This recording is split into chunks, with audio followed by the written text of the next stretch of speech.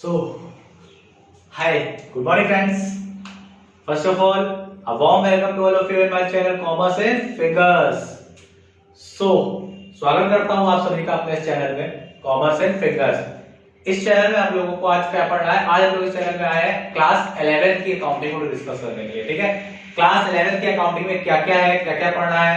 तो सबसे पहला टॉपिक क्या होगा, सब कुछ हम लोग आज डिस्कस करेंगे। ठीक है, क्लास 11 की अकाउंटिंग में अकाउंट्स को दो पार्ट में तोड़ा गया है, theoretical portion of accounting and practical impact.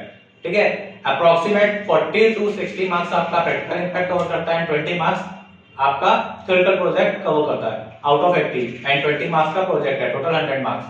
ठीक है, तो इन चीजों में स्टार्ट करते हैं। सबसे पहले अपना थ्योरेटिकल पार्ट। थ्योरेटिकल पार्ट में सबसे पहला टॉपिक है, जानते हैं ये अकाउंटिंग है क्या, इंट्रोडक्शन ऑफ अकाउंटिंग। यही हमारा फर्स्ट चैप्टर भी अपने सिलेबस का और पहला टॉपिक भी है। ठीक है, इंट्रोडक्शन ऑफ अकाउंटिंग।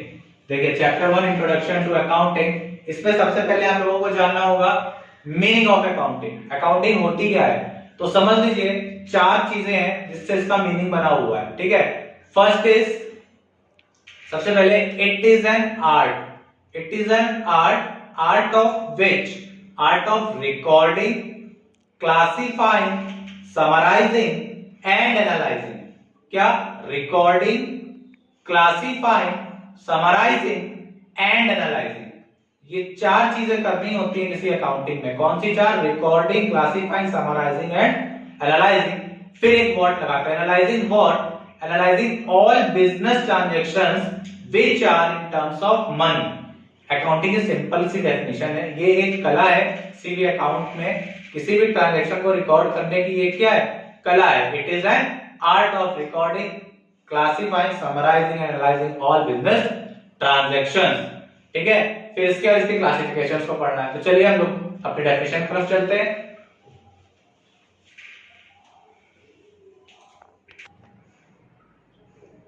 तो चलिए मीनिंग ऑफ अकाउंटिंग।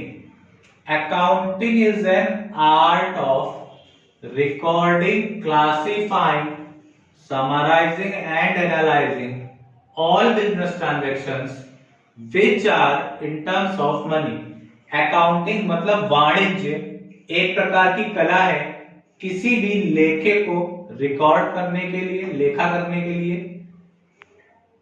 किसी भी लेन देन को, ट्रांजैक्शन की बात करें, किसी भी ट्रांजैक्शन का लेखा करने के लिए, उसे क्लासिफाई करने के लिए और समराइज और एनालाइज, यानी उस जो रिकॉर्डिंग आपने ट्रांजैक्शंस किए हैं उनको एनालाइज करना, उनकी इंपॉर्टेंस को पता करने के लिए। वो कौन से ट्रांजैक्शंस होंगे? वो बिजनेस ट्रांजैक्शंस होंगे। कैसे बिजनेस ट्रांजैक्शन? जो कि मनी के टर्म्स में है। ठीक है, कोई डाउट? अभी बेटा डेफिनेशन आप नोट कर लीजिएगा, फिर मैं इस डेफिनेशन को याद करने का एक क्वेश्चन दूंगा, 4 वर्ड कुछ ट्रिक्स दूंगा, उससे आपको डेफिनेशन इजीली लर्न हो जाएगी। ओके, चलिए कैरेक्टरिस्टिक्स ऑफ अकाउंटिंग। क्या विशेषताएं हैं अकाउंटिंग की? कैरेक्टरिस्टिक्स बेटा इसी डेफिनेशन से बन जाती हैं। अगर आप ध्यान से कैरेक्टरिस्टिक्स में पढ़ोगे तो ये डेफिनेशन लिखी हुई है कैरेक्टरिस्टिक्स में। ठीक है, चलिए recording of financial transactions, that is business transaction की रिकॉर्डिंग कर लो। ठीक, recording of transaction in terms of money, वो ट्रांजैक्शन जो मनी के टर्म्स में है सिर्फ वही लिखे जाते हैं। फंक्शंस ऑफ अकाउंटिंग, यहां पर जो फंक्शंस हैं वो भी आपको प्रोसेस में क्लियर हो जाएंगे, और मैं थोड़ी देर बाद यहां पर प्रोसेस जब पढ़ाऊंगा तो सारे फंक्शंस क्लियर कर दूंगा। तो कुछ फंक्शंस होते हैं अकाउंटिंग में स्टेप बाय स्टेप, उन फंक्शंस को करना होता है। And then it is a science as well as art. सबसे पहले आर्ट तो हमें मिल ही गया डेफिनेशन में कि अकाउंटिंग इज एन आर्ट। ठीक है, साइंस क्यों है? क्योंकि कुछ प्रिंसिपल्स हैं जिनको फॉलो करना होता है, कुछ सिद्धांत बने हुए हैं। अपनी साइंस जो हम लोगों ने 10th तक पढ़ी बेटा वो सिद्धांतों पे बेस्ड थी। जैसे ग्रेविटी का रूल किसने दिया था? न्यूटन ने। ठीक है, तो उन्होंने एक रूल दिया ग्रेविटी का, उस रूल को हम लोगों ने क्या किया? अप्लाई किया और अडॉप्ट भी किया। तो साइंस इसलिए होता है कि जो प्रिंसिपल्स मिले उन प्रिंसिपल्स को वर्ल्ड वाइड अडॉप्ट कर लिया गया, अप्लाई कर लिया गया, इसलिए इसे साइंस भी बोला गया। और रिप्रेजेंट करने का कुछ तरीका होता है, इसलिए इसे हमने क्या बोला? आर्ट भी बोला। क्लियर? तो मींस कैरेक्टरिस्टिक्स ऑफ अकाउंटिंग बात करें, it is a science as well as an art. ठीक है, यहां तक कोई डाउट है किसी को? कोई डाउट? चलिए अब हम बात करते हैं इस अकाउंटिंग फंक्शंस की, और इन फंक्शंस को हम अकाउंटिंग प्रोसेस में क्लियर कर देते हैं। अकाउंटिंग प्रोसेस में ये फंक्शंस क्लियर हो जाएंगे। ठीक है, चलिए आते हैं अकाउंटिंग प्रोसेस की तरफ।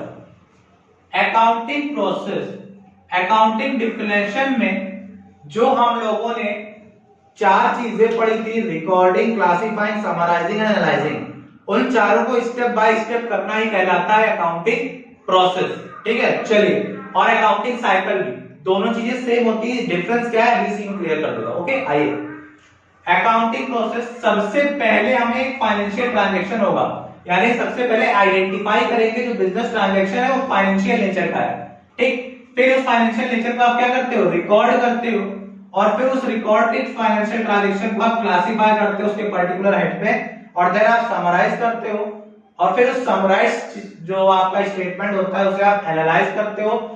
जो एनालाइजिंग से आउटकम्स निकलते हैं उन्हें आप क्या कर देते हो, कम्युनिकेट कर देते हो टू पब्लिक, और फिर से फाइनेंशियल ट्रांजैक्शन कहलाते हो। तो अगर ये आप अकाउंटिंग प्रोसेस को अगर आप सर्कल में रखते हो तो ये कहलाता है अकाउंटिंग साइकिल। ठीक है, बट अगर आप इसे step by step 1 then 2 then 3 then 4 then 5 then 6 then 7 इस तरह से अगर आप लिख दोगे तो कहलाएगा अकाउंटिंग प्रोसेस। कोई दिक्कत? अगर आपने सर्कल में लिखा है तो अकाउंटिंग साइकिल कहलाएगा, अगर स्टेप बाय स्टेप लिखा है तो अकाउंटिंग प्रोसेस कहलाएगा। ठीक है, तो अब हम बात करते हैं आपकी रिकॉर्डिंग में क्या क्या आता है। रिकॉर्डिंग में बेटा कुछ चीजें कवर की जाती हैं, जैसे कि रिकॉर्डिंग में सबसे पहले होता है जनरल, ये भी आपका एक टॉपिक बनेगा। Then cash book and subsidiaries,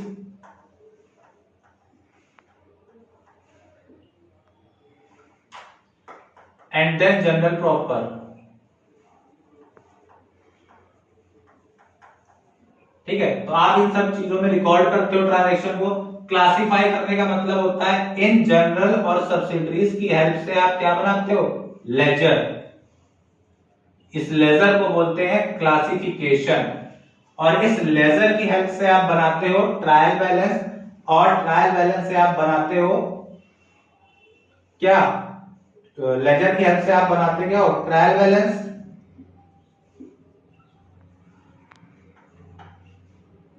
और इस ट्रायल बैलेंस की हेल्प से आपका बनता है trading and profit and loss. And जब इस ट्रेडिंग प्रॉफिट एंड लॉस को आप क्या करते हो, एनालाइज करते हो, यानी बैलेंस शीट बना लेते हो, और इस बैलेंस शीट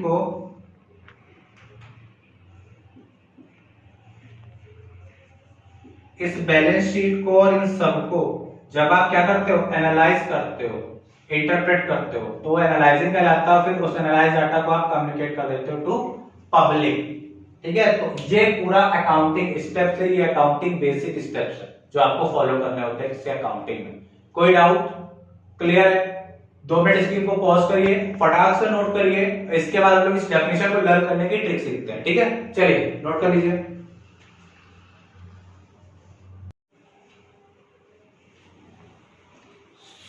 चलिए हम लोग अपने अकाउंटिंग की जो मीनिंग, जो डेफिनेशन लिखी थी, उस डेफिनेशन को याद करने की ट्रिक समझते हैं। ठीक है, सिंपल से ट्रिक है, कुछ वर्ड, कुछ डब्ल्यूज लगे, उन डब्ल्यूज को अगर आपने अपने माइंड में सेट कर लिया तो ये डेफिनेशन याद हो जाएगी। ठीक है, सबसे पहले आपने क्या लिखा था, इट इज एन आर्ट।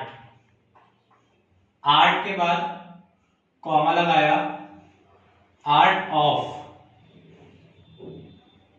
ये आर्ट है ऑफ किस चीज की, आर्ट ऑफ विच। पहला क्वेश्चन, आर्ट ऑफ विच, किस चीज की आर्ट है, दैट इज, इसका आंसर लिखा art of recording, classifying, summarising and analysing then लगाया फिर W, analysing what,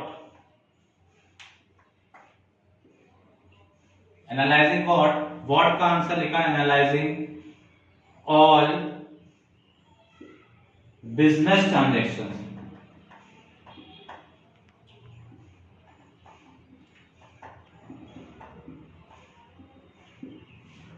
business transactions के बाद फिर एक क्या लगाया, which type, which types of transactions, all business transactions, इसका आंसर लिखा which are in terms of money.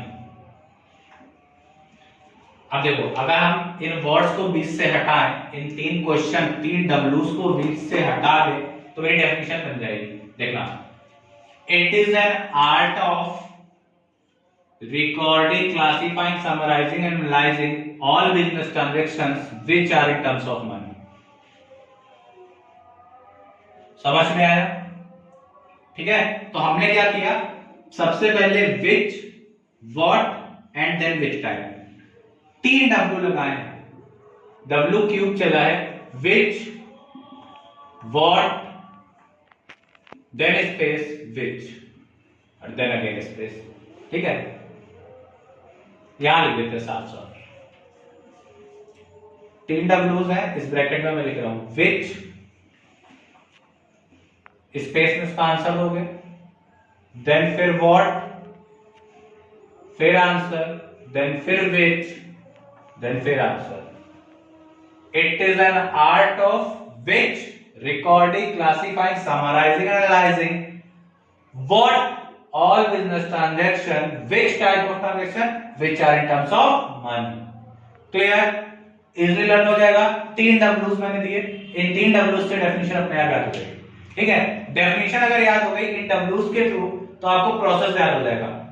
Identify financial transaction, then recording, classifying, summarising, analysing, recording, classifying, summarising, analysing, ये चारों स्टेप बाय स्टेप थे। याद रखना, process को आपको step by step ही लिखना होगा, तभी कोई प्रोसेस होता है।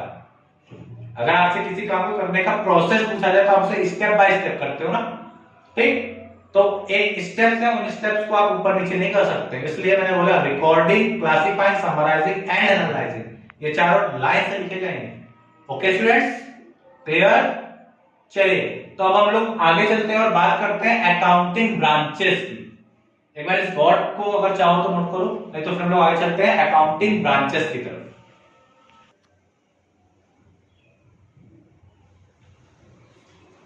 सो स्टूडेंट्स, चलिए हम लोग बात करते हैं ब्रांचेस ऑफ अकाउंटिंग की।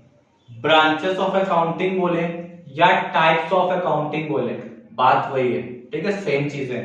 तो टाइप, यहां पर अकाउंटिंग को 5 टाइप्स में तोड़ा गया है। सबसे पहले financial accounting, then cost accounting, management accounting, then tax accounting, then social responsibility accounting. ठीक है, जो फाइनेंशियल अकाउंटिंग है आपका, वो कॉस्ट और मैनेजमेंट का मिक्सचर है, दोनों को मर्ज किया गया है। और जो कॉस्ट अकाउंटिंग होती है उसमें आप प्रोडक्ट वाइज और सर्विस वाइज कॉस्ट असरटेन करते हो, ठीक। और जो आपकी टैक्स मैनेजमेंट अकाउंटिंग होती है, इसमें आपने अपना जो भी बिजनेस को पूरा होल ईयर में ट्रांजैक्शन किए हैं, उसके बाद बिजनेस की साउंडनेस को पता करते हैं, बिजनेस की साउंडनेस को पता करते हैं, ठीक है, बिजनेस की इफिशियंसी को पता करते हैं, कैसा बिजनेस है, गुडविल कैसी है बिजनेस की। इसके लिए कुछ अकाउंटिंग टूल्स होते हैं, जैसे ratio analysis, cash flow statements, ये सब बेटा टॉपिक्स हैं जो आपको आगे 12th में मिलेंगे, ठीक है। अभी आपको खाली सीखना है अकाउंटिंग होती क्या है, ठीक है। वेरियस रेशियोज है, जैसे current ratio, liquid test ratio, debt to equity ratio, बहुत सारे ऐसे आपको कम से कम 12-15 रेशियोज मिलेंगे अभी 12th में, ठीक है। चलिए, तो इसके बाद मैनेजमेंट अकाउंटिंग होता है, और देन होता है टैक्स अकाउंटिंग। टैक्स अकाउंटिंग बेटा होता है टैक्स बेसिस पे अकाउंटिंग करने के लिए, टैक्स वाइज। अगर कोई ऑर्गेनाइजेशन अपना टैक्स कंप्यूट करना चाहती है, वो इनकम टैक्स हो सकता है, उसका सेल्स टैक्स हो सकता है, उसका वेल्थ टैक्स हो सकता है, उसका कस्टम ड्यूटी, एक्साइज ड्यूटी, कुछ भी हो सकती है, ठीक है। तो जो भी टैक्स बेसिस पे अकाउंटिंग करना चाहती है तो क्या कहलाएगी, टैक्स अकाउंटिंग। इसके अलावा है आपका सोशल रिस्पांसिबिलिटी अकाउंटिंग। जो सोशल रिस्पांसिबिलिटी अकाउंटिंग होता है, तो ऑर्गेनाइजेशंस का एक जो बिजनेस कर रहे हैं, एक्चुअली बिजनेस को सोसाइटी बहुत कुछ देती है। कैसे? लैंड मिली सोसाइटी से, भाई अगर समाज में जब लैंड होगी सोसाइटी के पास, तभी तो वहां पर अपनी यूनिट सेटअप कर पाओगे उस सोसाइटी में, उस एरिया में, ठीक। तो सोसाइटी ने आपको लैंड दिया, आपको कैपिटल दिया, आपको लेबर दिया, ठीक, और आपको सोर्सेस भी दिए, रिसोर्सेस भी दिए। तो आपका भी कुछ बिजनेस ऑर्गेनाइजेशन की भी कुछ रिस्पॉन्सिबिलिटी बनती है कि वो सोसाइटी को दे। तो अगर वो उस रिस्पॉन्सिबिलिटी के बेसिस पे अकाउंटिंग कर रहा है तो कहलाती है सोशल रिस्पॉन्सिबिलिटी अकाउंटिंग। और ये रिस्पॉन्सिबिलिटी किन किन के थ्रू होती है? सबसे पहले आपका एम्प्लॉयज जो लेबर है आपकी, उसके लिए होती है। देन कंज्यूमर्स, कस्टमर्स जो है, ठीक है। तो इन सब, और हाँ, इन सब चीजों के लिए आपके पास क्या होती है? अकाउंटिंग के लिए रिस्पॉन्सिबिलिटी होती है। तो जब उसको ध्यान में रखते हुए हम अकाउंटिंग करते हैं तो कहलाती है सोशल रिस्पॉन्सिबिलिटी अकाउंटिंग। ठीक है, समझ में आया? चलिए देख लेते हैं। सबसे पहले फाइनेंशियल अकाउंटिंग है। It is combination of both cost plus management.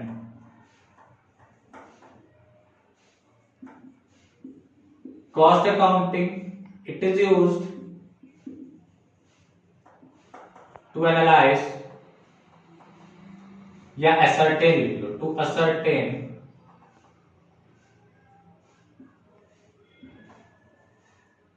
ascertain the cost of product or service। ठीक, management accounting to analyse business with the help of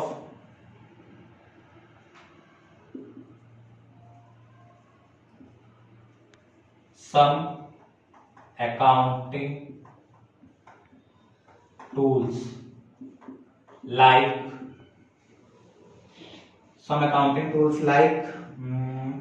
क्या बताया था? ratios and cash flow statement, cash flow statements। ठीक है, ये होती है accounting is done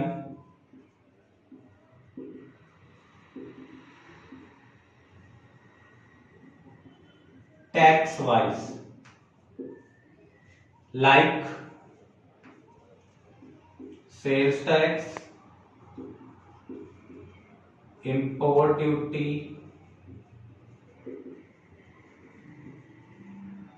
export duty,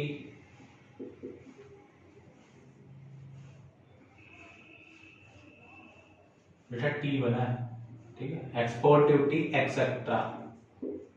ठीक, और social responsibility accounting means accounting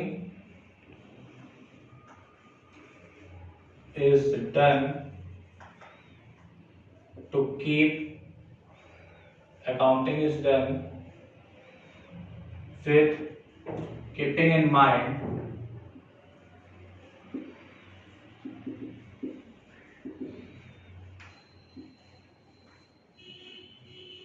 about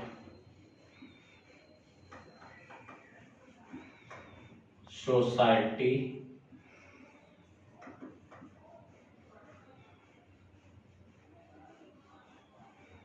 नहीं, अबाउट सोसाइटी नहीं, इस तरह से लिखो, keeping in mind about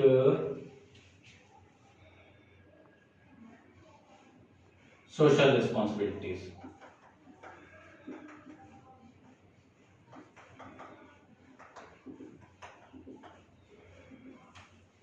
like responsibility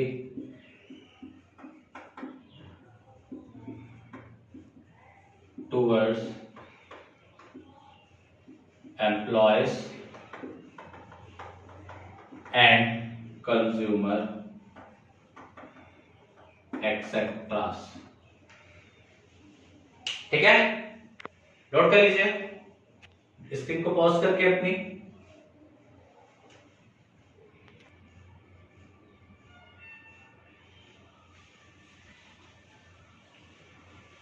so students, इसको नोट कर लीजिए, आज के लिए इतना ही रखते हैं। ठीक है, इसके आगे का टॉपिक हम लोग अपनी नेक्स्ट क्लास में पढ़ेंगे, that is book keeping. Book keeping क्या होती है, अकाउंटिंग और बुक कीपिंग में डिफरेंस क्या है, ठीक है। और इसके बाद ये चैप्टर खत्म हो जाएगा, नेक्स्ट क्लास का इंट्रोडक्शन आपका ओवर हो जाएगा, देन नेक्स्ट चैप्टर जो भी होगा, ठीक है। तो आज तक का टॉपिक अगर आपको समझ में आया और आपको मेरा चैनल अच्छा लगा तो please like share and subscribe my channel. और अगर आज के टॉपिक में आपको कोई भी डाउट है तो उसे नीचे कमेंट बॉक्स में कमेंट कर दीजिए, मैं उसे नेक्स्ट क्लास में क्लियर कर दूंगा। Okay, so tata bye bye, see you tomorrow.